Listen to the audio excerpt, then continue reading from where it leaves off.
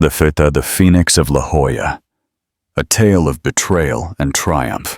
Dom Perignon champagne flowed over the $15,000 Italian silk dress like golden tears, each drop carrying with it 12 years of carefully constructed lies. The grand ballroom of the Grand Hyatt Coronado, which moments before was buzzing with the whispered conversations of the city's elite, now held an absolute silence, the kind of silence that precedes an earthquake. Victoria Sterling held the microphone with steady hands, her green eyes blazing under the crystal chandeliers like emeralds on fire.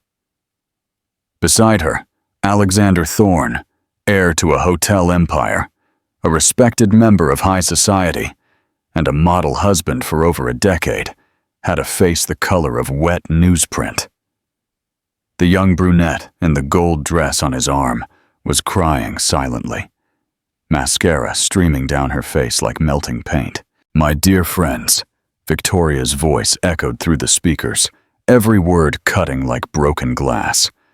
"I want to take this opportunity to make a few important announcements." 300 pairs of eyes fixed on her. Television cameras swung in her direction. Cell phones discreetly emerged from designer bags, capturing every second of what was already being heralded as the scandal of the century in San Diego. Alexander tried to approach her, but 2 security guards subtly blocked his way. His mouth opened and closed like a fish out of water. No sound emerged from his throat. The woman he had betrayed, lied to, and humiliated for 2 years was about to destroy not just his marriage, but the entire life he had built on a foundation of deceit. "First," Victoria continued, her voice sweet as poisoned honey, "I want you all to know that I will be divorcing Alexander Thorne due to his prolonged infidelity and misuse of marital assets to support his mistress, Miss Chloe Denton, who is standing right here beside him." The ballroom exploded. Stifled cries echoed among the tables decorated with white orchids. Champagne glasses trembled in nervous hands. The orchestra stopped playing in the middle of a Strauss waltz. Chloe let out a whimper of horror, covering her face with hands covered in jewelry that Alexander had bought with their shared money. Alexander finally found his voice, but it came out as a desperate croak. "Victoria, for God's sake, let's not do this here!" "Here! Here!" Victoria laughed, a crystalline sound that cut the air like a church bell tolling for a funeral. "You mean in front of all the people who respect our family? In front of the clients we do business with? In front of the press, broadcasting live to all of San Diego?" She turned to the cameras, her smile as devastating as a Category 5 hurricane. "Because there is something that the San Diego community deserves to know about the kind of man Alexander Thorne is." And in that moment, with the fate of 3 lives hanging by a thread of Italian silk soaked in champagne, everyone in the grand ballroom understood they were witnessing more than a marital scandal. They were watching the birth of a legend, the night Victoria Sterling proved that underestimating a scorned woman wasn't just dangerous. It was fatal. The San Diego sun kissed the crystalline waters of Coronado Bay as Victoria Sterling looked out the window of her 22nd floor office. At 30, she had built an empire in Florida's real estate sector, selling multi-million-dollar mansions to celebrities and business magnates. But at that moment, her heart felt heavy as lead in her chest. The golden invitation in her hands trembled slightly. Annual Elite San Diego Charity Gala was engraved in elegant letters. Beside it, a handwritten note from Alexander, her husband of 12 years. "Darling, I know you'll be busy with work. I'll represent our family at the event. Kisses, X." Victoria closed her eyes, feeling the familiar stab of rejection that had become a constant companion over the last 2 years. Alexander Thorne, heir to a fortune built on luxury hotels, seemed to have completely lost interest in his wife. Where there was once passion and complicity, now remained only formalities and excuses. She recalled the early years of their marriage, when Alexander looked at her as if she were the only woman in the world. Back then, he proudly introduced her at social events, whispered sweet words in her ear, and planned romantic surprises. Victoria had been the most envied woman in San Diego, young, successful, and married to one of the city's most coveted bachelors. But everything began to change 2 years ago. Alexander started working later, traveling more frequently, and showing a growing coldness. Morning kisses became mechanical greetings. Conversations about the future gave way to monologues about business. And now, for the 4th time in a row, he had found an excuse not to take her to the most important social event of the season. "Ms. Sterling," Marina's voice brought her back to reality. "Mr. Rodriguez is here for the 3 o'clock meeting." Victoria nodded, tucking the invitation into a drawer. She needed to focus on work, her salvation and refuge against the storms of her marriage. That afternoon, she would close the sale of a $15 million mansion in La Jolla. It was the kind of professional achievement she should share with Alexander, but she knew he would just mumble distracted congratulations, his eyes glued to his phone. The meeting went perfectly. Mr. Rodriguez, a Brazilian businessman, was delighted with the property and closed the deal immediately. Victoria felt a wave of satisfaction. At least in her career, she still had full control. Returning home that night, she found the mansion in La Jolla plunged into silence. Alexander hadn't arrived yet. Again, Victoria went up to the room, observing her reflection in the closet mirror. At 30, she maintained the elegant silhouette that had won Alexander over. Her brown hair fell in soft waves over her shoulders, and her green eyes still shone with the determination that had made her one of the most respected realtors in the region. Why then did her own husband no longer seem to see her? The sound of the front door echoed down the hall. Victoria descended the stairs, finding Alexander in the foyer, impeccable in his Italian suit, but with a distant expression that had become his trademark. "How was your day?" she asked, trying to keep her tone casual. "Hectic. Endless meetings." Alexander barely looked at her, heading directly for the bar. "I need to shower. The gala is at 8. Victoria felt her chest tighten. "I could go with you. I finished all my commitments for today." Alexander paused with the glass of whiskey halfway to his lips. For a moment, something seemed to flash in his eyes, but it quickly disappeared. "I already confirmed my presence as an individual guest. It would be embarrassing to change now." The lie came out so easily that Victoria wondered how many others he had told recently. "Besides, you always say these events are tedious." It was true. Victoria had always preferred intimate dinners to grand festivities, but now, seeing him meticulously dress for a night without her, she understood it wasn't about her preferences. Alexander simply didn't want her company. "Of course," she murmured. "Have fun." Alexander went upstairs without saying goodbye. Victoria remained in the foyer, listening to the sound of the shower, and then his footsteps moving through the closet. An hour later, he came down impeccable in an Armani tuxedo, hair perfectly combed, and a smile she hadn't seen in months. "Don't wait up for me," he said, formally kissing her forehead. "It'll probably be a long night." Victoria nodded, watching him leave through the window. His Maserati disappeared around the bend, taking with it another piece of her hope. Alone in the silent mansion, she poured herself a glass of wine and went up to her office. Maybe it was time to accept that her marriage was over. Maybe it was time to stop fighting for someone who clearly no longer wanted to be won over. But as she looked at their photos scattered across the table, honeymoon trip to Paris, 5-year anniversary, the day they bought the house, a spark of determination ignited in her chest. Victoria Sterling had built a professional empire from scratch. She had become the most respected woman in the San Diego real estate market. If Alexander thought she would simply accept being ignored and discarded, he was sorely mistaken. That night, while he was enjoying the city's most exclusive gala, she began to plan. Not a reconciliation. She had tried that countless times, but something far more powerful, her own liberation. What Alexander didn't know was that Victoria had kept some interesting information about his recent work commitments, and when the time was right, she would use every single bit of it. The full moon shone over San Diego as Victoria made a decision that would change her life forever. She didn't yet know how or when, but one thing was certain. Alexander Thorne would soon discover that he had completely underestimated the woman he had married. 3 weeks passed since the gala, and the cold routine between Victoria and Alexander remained unchanged. He left earlier and came home later, always with elaborate excuses about important meetings and demanding clients. Victoria observed everything in silence, her suspicion growing like a poisonous plant in fertile soil. That Thursday morning, a casual discovery would change everything. Victoria was in the closet looking for a necklace when she accidentally knocked over Alexander's cufflink box.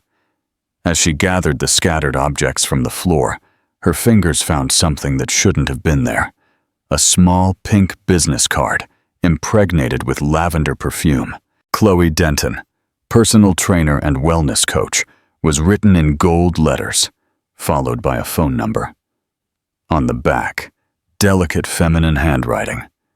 For when you really want to relax. Kisses, Chloe.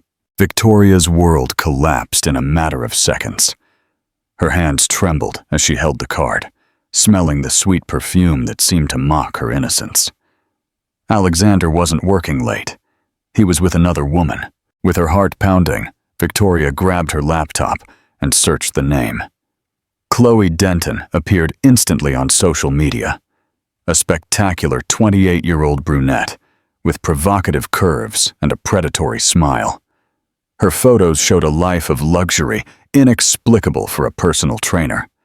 Dinners at expensive restaurants, stunning jewelry, designer bags that cost more than the average annual salary. Victoria clicked on photo after photo, each one more revealing than the last. Chloe on luxurious yachts. Chloe in exclusive spas. Chloe wearing a necklace Victoria was sure she had seen Alexander choose 3 months ago, supposedly for an important client gift. The truth hit her like an avalanche. Alexander was not just having an affair.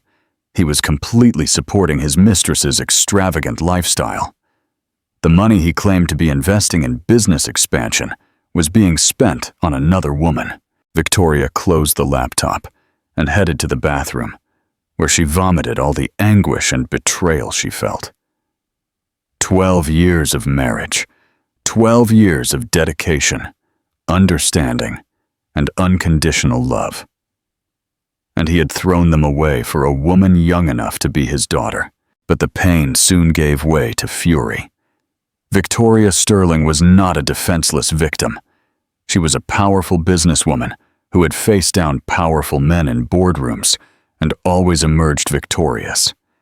If Alexander wanted to play dirty, she would show him the true meaning of the word. In the following days, Victoria became a relentless detective. She discreetly hired a private investigator and began mapping Alexander's every move. What she discovered was even worse than she had imagined. The relationship was not recent. It had lasted almost 2 years, exactly when Alexander had begun to distance himself. Chloe was not just a mistress. She had been installed in a $2 million apartment in downtown, all paid for by Alexander. He took her on business trips to the Bahamas, Paris, and even Tokyo. There were romantic dinners at restaurants where he had never taken Victoria. Expensive gifts given on dates that coincided exactly with the days he came home late. But what hurt the most was discovering that Alexander introduced Chloe as his girlfriend to close friends. In some social circles, he didn't even mention being married. Victoria had become an inconvenient ghost in her own married life. The investigator brought her photos that cut her soul like razors. Alexander and Chloe holding hands in exclusive restaurants. Alexander passionately kissing her on the beach. Alexander placing a diamond ring on her finger, that cost over $100,000. A ring bigger and more beautiful than Victoria's own wedding ring. On Tuesday morning, Victoria was in her office reviewing all the documents when Alexander arrived home. She heard his cautious footsteps, clearly trying not to wake her. The irony was bitter. He cared more about not disturbing her than about being a present husband. "How was the business dinner?" Victoria asked when he entered the room, feigning sleepiness. Alexander looked surprised to find her awake. "Oh, you're awake. It was productive but tiring. You know how those Japanese clients are. More lies." The investigator had confirmed that Alexander had spent the night at Chloe's apartment. Victoria watched her husband prepare for bed, noticing details that had previously gone unnoticed. The different perfume on his clothes, the subtle lipstick mark on his shirt collar, the extra care with his appearance. "Alexander," she said softly, "are we happy?" He paused while placing his watch on the bedside table. For a moment, their eyes met, and Victoria saw something that looked like guilt quickly flash. "Of course. Why do you ask? I feel like we've been distant lately." Alexander lay down, turning his back to her. "It's just a phase. Business is demanding a lot of me." Victoria closed her eyes, feeling silent tears stream down her face. Even when confronted with an opportunity for honesty, Alexander chose the lie. There was nothing left to save in that marriage. The next morning, after Alexander left for another intense day of work, Victoria made a crucial decision. She called her lawyer, Miles Cohen, one of Florida's best experts in marital law. "Victoria, what a surprise. How are you?" "I need an urgent consultation, Miles, and I need it to be absolutely confidential." The meeting took place that afternoon in Miles's office in downtown San Diego.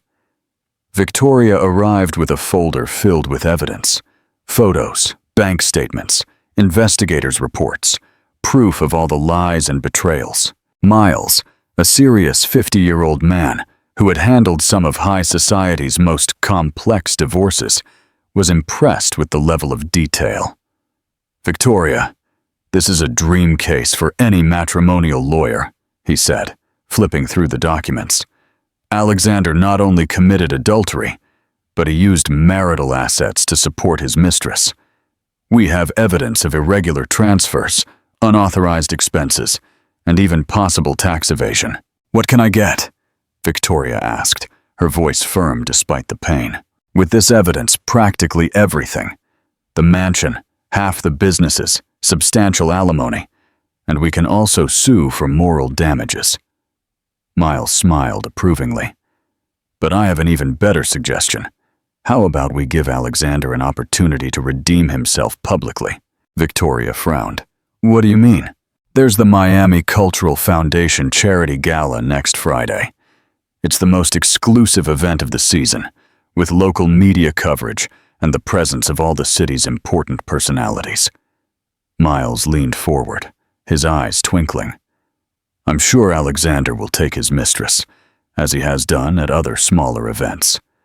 How about we show up there and turn the night into something unforgettable?" Victoria felt a flame of determination ignite in her chest. For months, she had been the ignored wife, the woman left aside, the silent victim of a failed marriage. But now it was time for Alexander to discover that he had completely underestimated the woman he had married. "Tell me your plan," she said, a fierce smile appearing on her lips. The following week unfolded like a slow-motion film for Victoria. Every gesture of Alexander, every whispered lie on the phone, every elaborate excuse for his delays, became pieces of a puzzle that she could finally see in its entirety. He no longer made an effort to hide his betrayals. In fact, he seemed almost disdainful in his lack of care. On Monday, Alexander casually mentioned during breakfast, "I have that Cultural Foundation charity gala on Friday. It'll be a long night. I probably won't be back before 2 in the morning." Victoria nodded, stirring her coffee with a tranquility that surprised even herself. "Of course, dear. Work is work." Alexander seemed almost disappointed with her docile reaction. Victoria realized he wanted her to question, to shogulacy, to create a drama that would justify his behavior. But she wouldn't give him that satisfaction. Not anymore. Throughout the week, Victoria worked with Miles Cohen on elaborating her plan. Every detail was carefully thought out, every move calculated to cause maximum impact. They didn't just want to expose Alexander. They wanted to completely destroy the public image he so cultivated.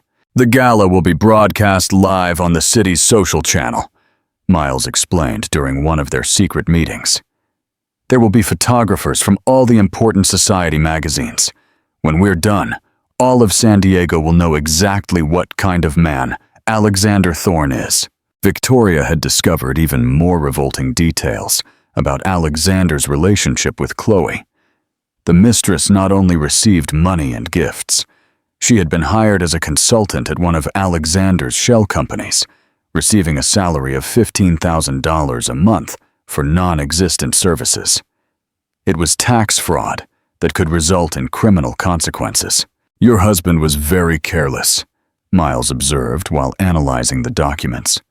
"Powerful men often think they're untouchable, but Alexander left a trail of evidence that a first-year law student could follow." On Thursday night, Victoria was in her closet, choosing the perfect dress when Alexander entered the room. He seemed agitated, pacing back and forth while speaking softly on the phone. Victoria managed to catch fragments of the conversation. "Impossible, Chloe. I can't cancel now. All the important contacts will be there. I'll make it up to you later, I promise." Chloe was engaging in some kind of emotional blackmail, like a spoiled child who couldn't get what she wanted. Alexander seemed exasperated, torn between his social obligations and his mistress's whims. "Everything okay?" Victoria asked when he hung up, feigning genuine concern. "Supplier issues," Alexander lied automatically. "Nothing I can't solve." Victoria nodded understandingly. "Do you need anything for tomorrow night? I can have your tuxedo pressed. Check that all your accessories are in order." For a moment, Alexander looked at her with something that seemed like confusion. Victoria realized her kindness was unsettling him. He had prepared to justify his absence to a jealous and questioning wife, but found only support and understanding. "No, everything is under control," he said slowly. "Thank you." On Friday morning, Victoria woke up with an energy she hadn't felt in months. Today would be the day Alexander discovered the true meaning of the word consequence. She spent the morning at the most exclusive beauty salon in La Jolla. 3 hours of treatments left her skin radiant, her hair falling in perfect waves, and her makeup impeccable. Her manicurist chose a blood-red nail polish that seemed to perfectly symbolize her feelings. In the afternoon, Victoria went to pick up her dress at the most expensive boutique in San Diego. It was an exclusive creation by a French designer, a long black silk dress that hugged every curve of her body like a second skin, with a strategic neckline and a side slit that revealed her toned legs. It cost $15,000, but it was worth every penny. The jewelry was chosen with the same care, diamonds Alexander had given her in their early years of marriage, when he still truly loved her. It was almost poetic to wear his gifts on the night she would destroy him. When Victoria arrived home at 6 in the evening, she found Alexander in the closet getting ready. He was impeccable in his tuxedo, but seemed nervous. His fingers trembled slightly as he adjusted his tie. "You look beautiful," Alexander said when he saw her, and for a moment his voice carried an echo of the man she had fallen in love with. "Thank you," Victoria replied, observing him through the mirror. "You're elegant too." Alexander hesitated, as if he wanted to say something more, but just grabbed his keys. "See you later." "See you later," Victoria repeated, knowing that when they met again, their lives would have changed forever. After Alexander left, Victoria finished getting ready with calculated calmness.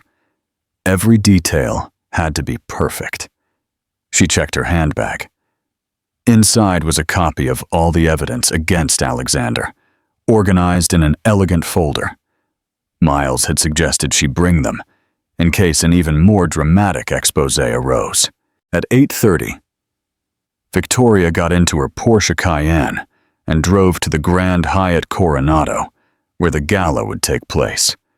Her heart beat at a steady rhythm, but her mind was crystal clear. There was no more fear, no more uncertainty, just a cold, steel-like determination. Arriving at the hotel, Victoria saw the army of photographers and cameras at the main entrance. The San Diego elite paraded down the red carpet, each couple posing for photos that would be published in society magazines the next day. And then she saw them. Alexander walked down the carpet with Chloe on his arm, both smiling for the cameras like a perfect couple. Chloe was stunning in a gold dress, which probably cost a fortune. Paid for, obviously, by Alexander. She wore jewelry Victoria recognized from previous photographs, and her posture radiated the confidence of a woman who believed she was untouchable. Alexander looked relaxed for the first time in months, genuinely smiling as he introduced Chloe to acquaintances. Victoria watched from a distance, noting how he touched her with intimacy, how he whispered in her ear, how he looked at her with adoration. It was exactly how he used to look at her. For a moment, the pain almost overwhelmed her, but then Victoria took a deep breath, remembered who she was, and what she had built. Alexander Thorne was about to discover he had chosen the wrong woman to betray. Victoria got out of the car and walked towards the red carpet. The photographers recognized her immediately. After all, she was one of San Diego's most successful businesswomen and a constant presence at charity events. "Victoria Sterling!" one of them shouted. "What a surprise to see you here. Where's your husband?" Victoria smiled mysteriously. "Oh, he's already inside. I'm sure we'll run into each other soon." As she posed for photos, Victoria could see Alexander out of the corner of her eye. He had abruptly stopped when he heard her announced by the photographers, his face visibly paling.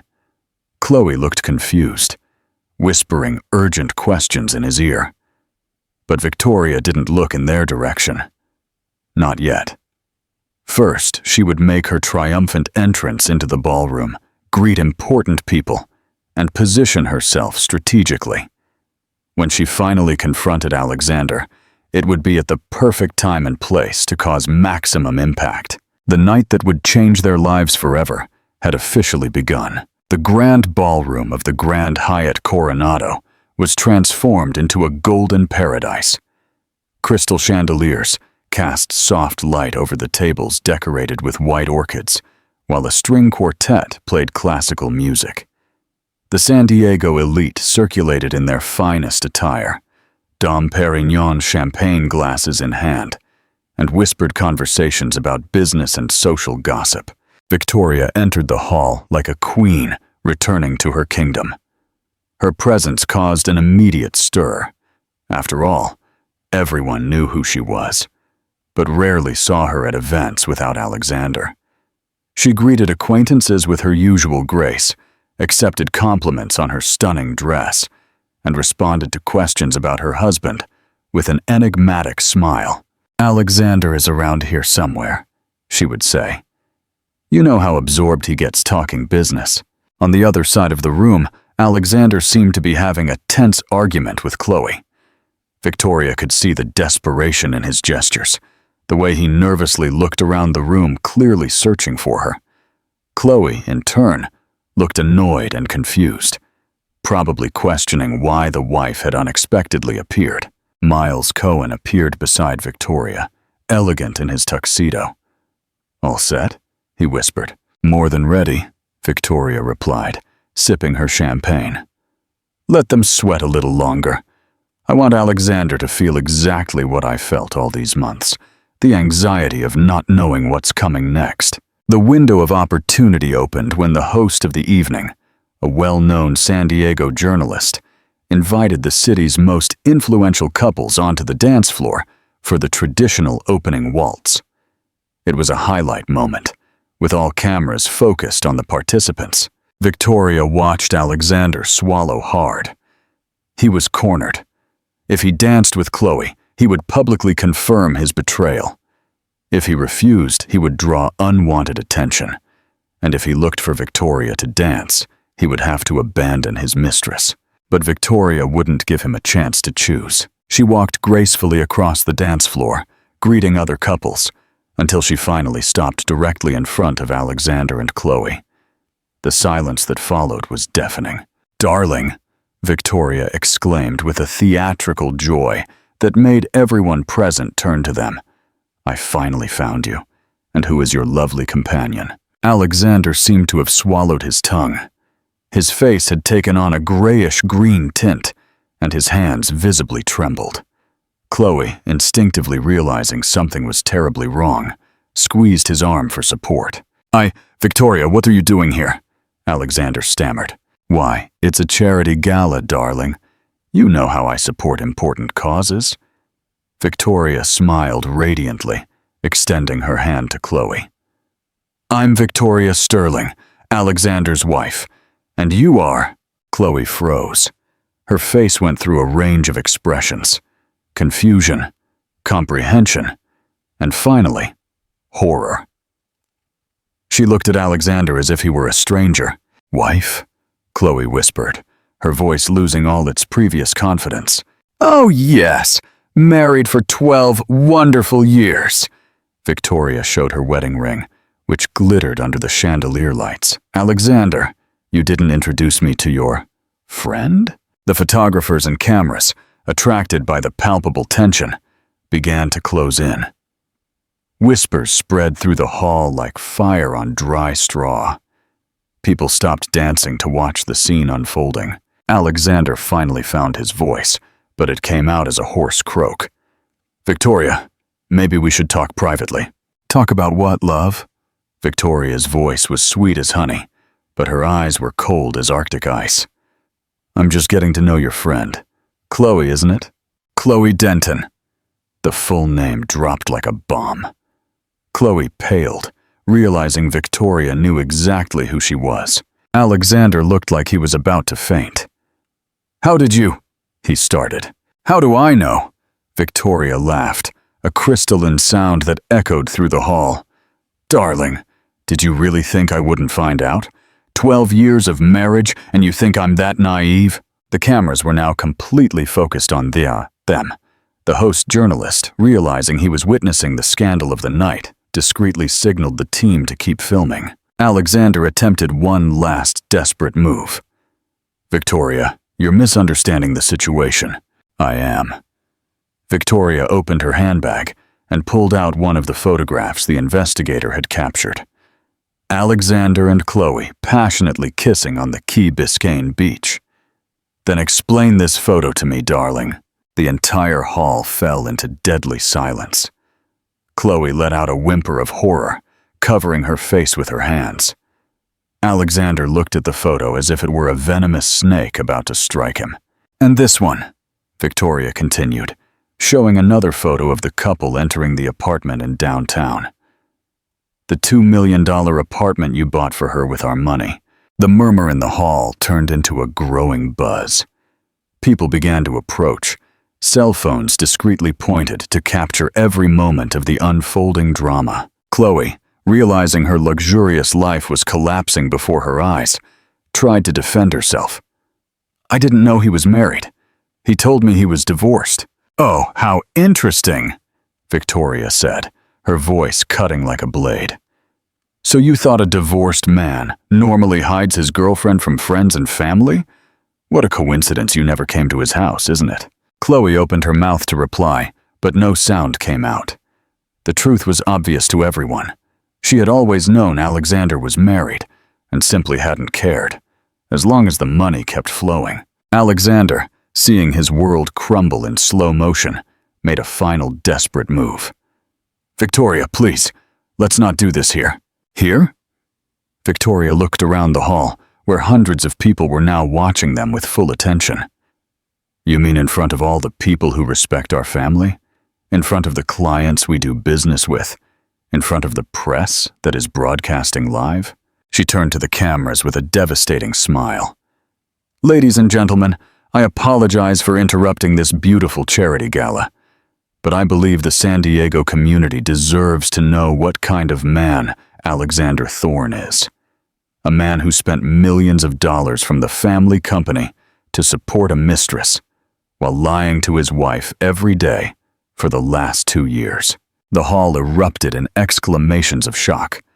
Phones started ringing as people called to tell the scandal of the century to those who were not present. Photographers fired their flashes incessantly. "Victoria, stop this!" Alexander shouted, finally losing his composure. "Stop!" Victoria laughed again, but this time the sound was loaded with years of repressed pain. "Should I stop telling the truth? Like you stopped lying to me? Like you stopped cheating on me? Like you stopped spending our money on another woman?" Chloe tried to pull away, but Victoria stopped her with a look. "Oh no, dear. You are part of this story too. Tell everyone here how it was to receive $15,000 a month as a consultant for a company where you never worked. Tell about the jewelry, the trips, the imported car." I didn't," Chloe stammered, tears of panic streaming down her perfect makeup. Miles Cohen appeared beside Victoria, discreetly whispering, "It's time for phase 2. Victoria nodded and walked toward the host of the evening. "May I ask for the microphone for a moment?" The journalist, recognizing the explosive potential of the situation, immediately handed her the microphone. The hall fell into absolute silence. "My dear friends," Victoria began, her voice echoing through the speakers, "I want to take this opportunity to make a few important announcements. First, I want you all to know that I will be divorcing Alexander Thorne due to his prolonged infidelity and misuse of marital assets." The crowd let out a collective gasp. Alexander looked like he was about to faint. "Second," Victoria continued, "as the owner of 50% of Thorne Hospitality, I will be taking legal action to protect the interests of the company and our honest employees. A complete audit will be conducted to determine exactly how much money was diverted for personal use." Chloe began to cry openly. Alexander tried to grab the microphone, but Miles Cohen and 2 security guards discreetly positioned themselves between them. "And third," Victoria said, her voice now filled with genuine emotion, "I want all the women here to know that none of us needs to accept being treated as disposable. No matter how long you have invested in a relationship, no matter how many excuses he has given, no matter how many empty promises you have heard, you deserve respect, honesty, and true love." The hall erupted in applause. Several women approached Victoria, offering support and words of encouragement. The men present looked at Alexander with a mixture of contempt and embarrassment. Alexander, finally understanding the magnitude of the disaster, tried one last card. "You'll regret this, Victoria. You have no idea what you just did." Victoria turned to him with a fierce smile. "Regret? The only thing I regret is wasting 2 years of my life trying to save a marriage with a man who didn't deserve me." She returned the microphone to the host and walked towards the exit, leaving Alexander and Chloe at the center of a circle of judgmental looks. But before leaving, she turned one last time. "Oh, and Alexander, the divorce papers will be served Monday morning, along with a court order to freeze all company accounts until the audit is completed. Sleep well." And with those words, Victoria Sterling walked out of the hall with her head held high, leaving behind not just a cheating husband, but an entire life of submission and silence. The charity gala would become a legend in San Diego, not for the funds raised for charity, but for the night one of the city's most powerful women proved that no one, absolutely no one, messes with Victoria Sterling with impunity. 6 months after the night that shook San Diego high society, Victoria Sterling was in her new office atop a skyscraper in downtown, watching the sunset paint the bay with golden hues. The name on the door now read, Sterling Delacroix Realty. She had reclaimed her maiden name and created her own real estate empire. The transformation in her life had been spectacular. The divorce from Alexander became one of the most talked about in San Diego history, with the national press covering every sordid detail. The audit revealed that he had diverted more than $5 million in 2 years to support Chloe and her extravagant lifestyle. Alexander tried to fight in court, hiring the best lawyers money could buy. But Miles Cohen was prepared for everything, every lie, every fraudulent transaction, every moment of infidelity was documented with surgical precision. The judge not only granted Victoria a favorable division of assets, but also ordered Alexander to pay substantial compensation for moral damages. The most satisfying, however, was watching the complete collapse of the life Alexander had built on lies. Chloe, seeing that the source of money had dried up and facing possible tax fraud prosecution, disappeared from San Diego overnight. Rumors said she had returned to Colombia, but Victoria didn't care. The woman had become irrelevant the moment she lost access to Alexander's bank accounts. Alexander's social fall was even more brutal. His high society friends abandoned him completely. After all, no one wanted to be associated with a man who had publicly humiliated one of the city's most respected women. Businesses began to crumble as important clients canceled contracts, citing ethical issues as the reason. Victoria learned from reliable sources that Alexander had been forced to sell the mansion in La Jolla, the same house where they had dreamed of building a family. Now he lived in a modest apartment in Mission Valley, a dramatic fall for someone who once inhabited San Diego's most exclusive circles. But Victoria felt no pity. She felt only a cold, calculated satisfaction. Alexander had made his choices and was now living with the consequences. Revenge, however, was only the first act of her new life. The second act was the reconstruction, and in this aspect, Victoria exceeded all expectations. Her new real estate company took off meteorically. Clients who previously did business with Alexander migrated to her, impressed by her integrity and professionalism.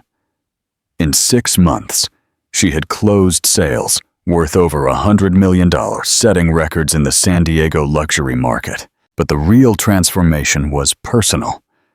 Victoria rediscovered herself as a woman, allowing her true personality to flourish after years of repression. She started traveling again. Paris, Rome, Tokyo, places Alexander always found excuses not to visit. She resumed abandoned hobbies like painting and horseback riding. She made genuine new friends who valued her for who she is, not for the status of her marriage. That Saturday afternoon, while admiring the view from her office, Victoria reflected on the extraordinary journey she had taken. The phone rang, interrupting her thoughts. "Sterling Delacroix," she answered. "Ms. Delacroix, this is Amanda Richards from Richards & Associates. I have a very special client interested in your exclusive properties." Victoria smiled. Her reputation had spread far beyond San Diego. She now received calls from New York, Los Angeles, and even international clients. "I'd be happy to help.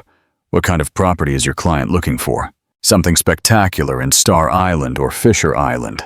Unlimited budget. He will be in San Diego next week and would like a personal consultation." "Perfect. Can I receive him on Monday at 3 in the afternoon?" After scheduling the appointment, Victoria hung up the phone and returned to the window. A gentle knock on the door made her turn around. "Come in," she said. Miles Cohen appeared at the entrance, but he wasn't alone. Beside him was a man Victoria didn't immediately recognize. Tall, elegant, with graying hair at the temples and intelligent blue eyes. "Victoria, I hope you don't mind the unexpected visit," Miles said. "I'd like to introduce you to Dr. Ethan Bellwether." "Ethan, this is Victoria Delacroix, the extraordinary woman I told you about." Dr. Bellwether extended his hand with a warm smile. It's a pleasure to meet you, Ms. Delacroix. Miles couldn't stop talking about your inspiring recovery and professional success. Victoria shook his hand, immediately noting the confident firmness of his grip. Dr. Bellwether, what area are you in? I'm a cardiovascular surgeon. I just moved to San Diego to head the new heart center at Mount Sinai. Miles told me you might be able to help me find a suitable home. Of course, it would be a pleasure. Victoria gestured for them to sit in the seating area of her office. What type of property do you have in mind? As they talked about real estate preferences, Victoria couldn't help but notice how different Ethan was from Alexander. He listened to her attentively, asked intelligent questions, and showed genuine interest in her professional opinions.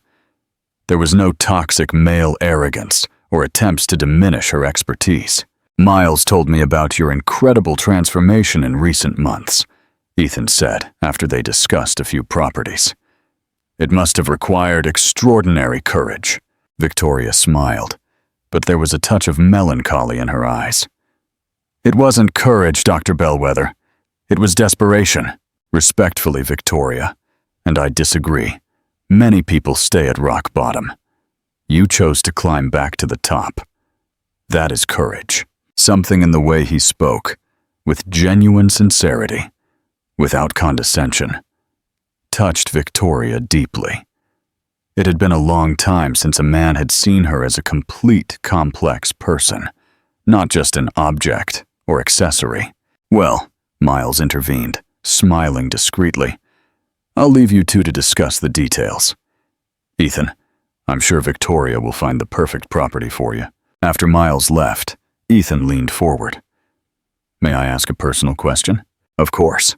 Do you ever regret having exposed everything publicly? I know it must have been painful. Victoria considered the question carefully. You know, many people ask me that, and the answer is no. Never. Because I discovered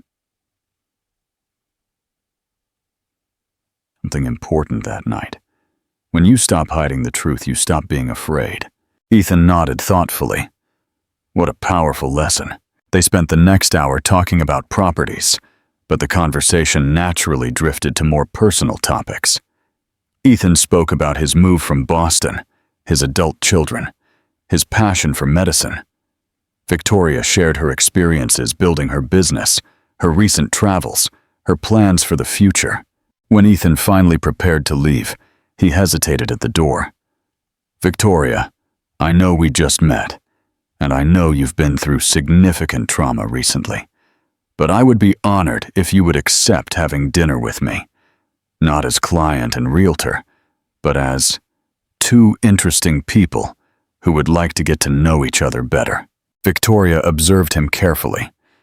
Ethan did not show the predatory urgency she had learned to recognize in men like Alexander. There was patience in his eyes, respect in his posture. Ethan, she said softly, 6 months ago, I would have automatically said no. Not because I wasn't interested, but because I was programmed to distrust any man who showed interest in me. And now, Victoria smiled, a genuine smile that lit up her entire face. Now I would say I'd love to have dinner with you, but on one condition, which is that you understand that I am a different woman than I was 6 months ago. I am no longer the submissive wife who accepts crumbs of attention. I am a woman who knows exactly what she is worth, who built her own empire, and who will never, ever be less than she deserves. Ethan smiled back. Victoria, any man who wanted you to be less than that would be a fool. And I might be many things, but a fool isn't one of them. That night, as she prepared for sleep in her new penthouse apartment, a space that was entirely hers, decorated according to her taste, without compromises or concessions, Victoria reflected on how far she had come. 6 months ago, she was a broken woman, betrayed and humiliated. Today, she was a respected businesswoman, a financially independent woman, and, perhaps most importantly, someone who had regained her self-esteem and dignity. Alexander had tried to dethrone her, to replace her with a younger, subservient version. But what he hadn't understood was that in doing so, he had unleashed a hurricane.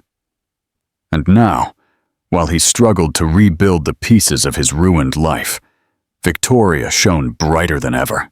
She picked up her phone and checked her messages. There was one from Ethan.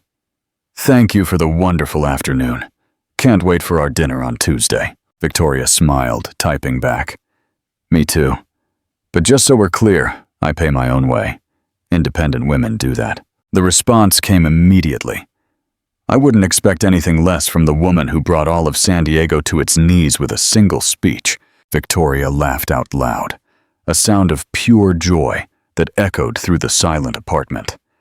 For the first time in years, she was genuinely excited about the possibilities the future offered. Alexander Thorne had tried to break Victoria Delacroix. Instead, he had created a phoenix that had risen from the ashes of her ruined marriage, more powerful, more determined, and infinitely more dangerous than before. And the most ironic of all, Victoria knew that Alexander, in his current solitude, probably wondered every day how he had been so stupid as to lose the most extraordinary woman he had ever known. But that was a lesson he would have to live with for the rest of his life. Because Victoria Delacroix would never, ever forgive him, and would never look back. The future shone ahead of her like a diamond under the San Diego sun, and she was ready to fully embrace it. 5 years later, Forbes magazine arrived on a golden April morning, delivered along with a bouquet of white peonies to Victoria's penthouse in Ball Harbor. On the cover, her radiant photo accompanied the headline, "The 50 Most Powerful Women of San Diego, Victoria Delacroix Rossi, From Victim to Victor, the real estate queen who conquered America." Victoria smiled when she saw the image. She, at 40, more stunning and confident than she had ever been at 30. Her brown hair was now cut into an elegant bob that framed her face, and her green eyes shone with the wisdom of someone who had navigated the most turbulent waters and emerged not just a survivor, but triumphant. "Did you see this?" Ethan Bellwether emerged from the kitchen, 2 cups of Italian coffee in his hands, still wearing the silk pajamas she had given him for his last birthday. 5 years of marriage had transformed them into the kind of couple people secretly admired. True partners, who complemented each other without canceling each other out. Hard not to see when it's on the front page. Victoria laughed, accepting the coffee and snuggling against her husband on the sofa, overlooking the bay. Though I still find it strange to see my name like that. Delacroix Rossi Luxury Properties now has offices in 7 cities, Ethan reminded her, kissing her forehead. You employ over 200 people and closed $500 million in sales last year. I think you deserve the Forbes cover. It was true. What had begun as an act of survival after the divorce had turned into an empire. Victoria didn't just sell properties. She curated experiences. Her clients weren't simply buyers. They were people who trusted her to find not just houses, but sanctuaries where they could build their best lives. The phone rang, interrupting the intimate moment. The name Marina Assistant appeared on the screen. "Mrs. Delacroix Rossi, I apologize for bothering you on the weekend, but I received an interesting call. Tell me." "A gentleman asking to schedule a consultation. He says he's interested in ultra-luxury properties in San Diego. His name is Alexander Thorne." Victoria felt Ethan tense beside her, but her own reaction was one of genuine surprise, followed by something that could be called morbid curiosity. 5 years. 5 years since she had destroyed Alexander's life in the grand ballroom of the Grand Hyatt Coronado. Did he say anything else? Only that he would like a second chance to talk to the most powerful woman in the San Diego real estate market. Victoria closed her eyes, letting the information settle. Through her network of contacts, which now included bankers, lawyers, and even some journalists, she had vaguely followed Alexander's freefall over the years. The bankruptcy of the hotel company, the forced sale of all assets, the rumors of problems with alcohol and depression. There were even rumors that he had tried to work as a second-rate real estate agent, an irony that did not go unnoticed by anyone in San Diego. "Mrs. Delacroix Rossi," Marina's voice brought her back to the present. "Schedule it for Monday, 2 in the afternoon," Victoria said, surprising even herself. Ethan frowned when she hung up. "Are you sure that's a good idea?" "Probably not," Victoria admitted. "But I'm curious to see what 5 years of consequences have done to Alexander Thorne." On Monday, Victoria arrived at the office wearing a charcoal gray Armani suit, which likely cost more than Alexander currently earned in a month. She had chosen the outfit carefully, elegant enough to demonstrate her success, but not ostentatious to the point of seeming vengeful. Although if she were honest with herself, there was a touch of revenge in her decision to receive him in the most luxurious office in downtown, with a panoramic view of the city he had once helped govern socially. At 2 o'clock sharp, Marina announced his arrival. "Mrs. Delacroix Rossi, Mr. Thorne is here. Send him in." The door opened, and a man she barely recognized tentatively entered the office. Alexander Thorne, who at Fortive had once been the definition of masculine elegance, now looked like a shadow of himself. His hair, once perfectly combed, was graying and needed a cut. The suit he wore was decent, but clearly not tailor-made. More revealing still were his eyes. Where arrogance and security once resided, now resided humility and something that could be called silent desperation. "Victoria," he said, his voice hoarse with nervousness. "Thank you for seeing me." "Sit down, Alexander." Her voice was professional, courteous, but distant. "Marina said you're interested in luxury properties." Alexander sat in the leather chair across from her desk, his hands trembling slightly. "Yes, well, that's not entirely true." Victoria raised an eyebrow, but said nothing. "The truth is I needed to see you, to apologize properly." 5 years is a long time for an apology, Alexander. "I know." He took a deep breath, like a man preparing to dive into deep water.